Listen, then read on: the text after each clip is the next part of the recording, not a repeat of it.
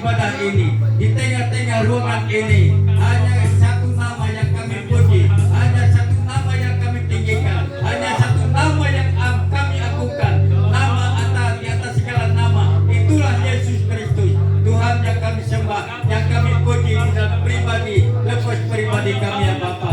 Terima kasih Tuhan, kami sudah Engkau kirim dari berbagai tempat, ada yang dari jauh datang ke tempat ini, ingin untuk menyaksikan kebaikan dan kemurahan Tuhan melalui pemberkatan yang sebentar lagi akan dilangsungkan oleh hamba-Mu ya Bapa. Bapa di surga, mari Engkau berotoritas ke tempat ini, mari Engkau tempati hati kami masing-masing ya Bapa, supaya kehadiran kami tidak akan sia-sia.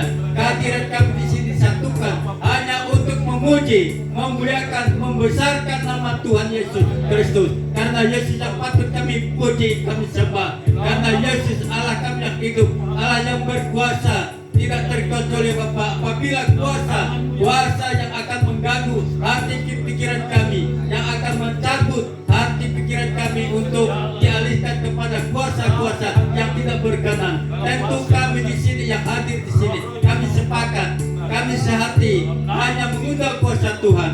Mari Bapa, dalam acara ini kami percaya biarlah hanya nama Tuhan yang kami muliakan. Tuhan Yesus, mari Engkau hadir, mari Engkau datang ke tempat ini, menempati hati kedua belah mempelai